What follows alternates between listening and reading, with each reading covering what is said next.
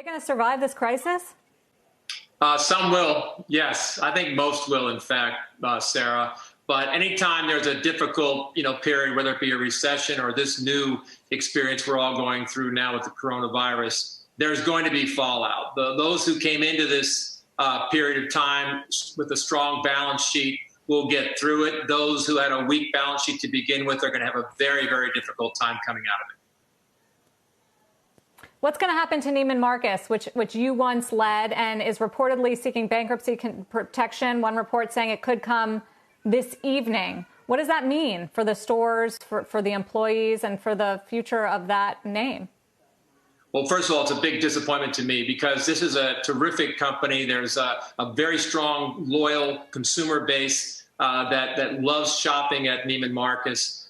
There's only one reason why they're in the condition that they are in, and that is because they're over leveraged, and it's been flipped a couple of times.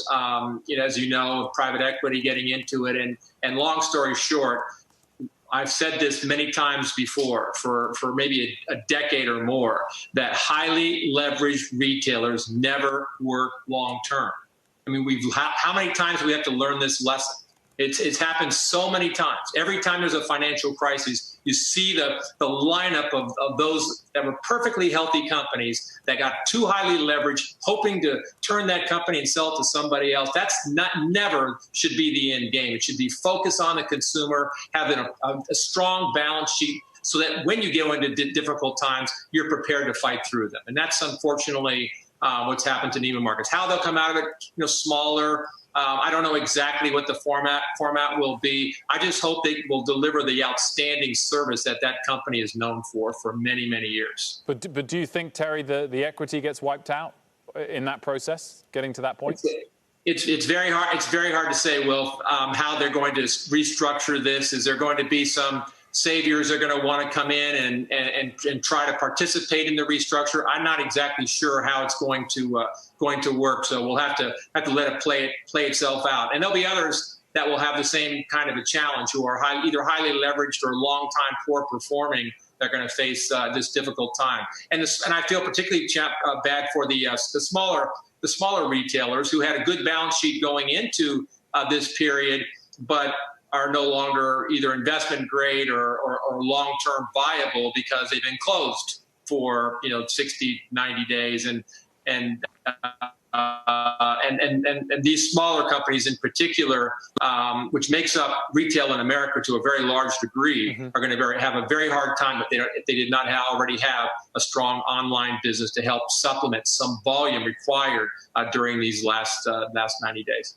Terry, do you think it's unfair the way that the government has prioritized some sectors with its bailout programs over others? I mean, airlines, clearly the one we always discuss, and they certainly provide an essential service in a large country like the United States. Are classic retailers less essential today than they would have been 20 years ago because the online players can provide a service if the bricks and mortar players do go under?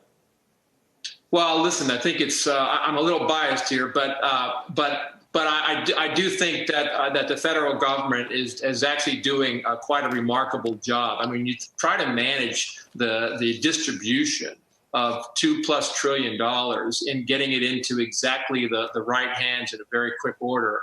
I think it's an extremely complicated process, and I actually give lots of credit to Chairman Powell. Certainly, as well as Secretary Mnuchin and all of those around them who have been very receptive, have had an open ear, have had listened to us retailers talk about what our specific challenges have been and responded accordingly. So, to my opinion, I think this is a extraordinarily challenging job, and I think it's being done pretty darn well. Is there more required? Absolutely.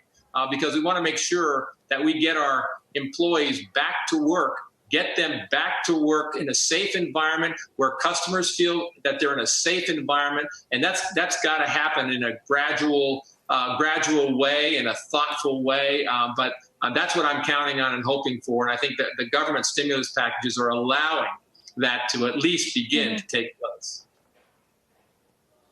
Terry, Macy's, we just had a debt discussion around Delta being able to raise a few $1 billion CNBC had a report that Macy's looking to raise $5 billion, offering inventory and some real estate as collateral. I know you're not there now, but as someone who's led that company and been a part of it for so long, how long can Macy's stay alive with an economy shut down?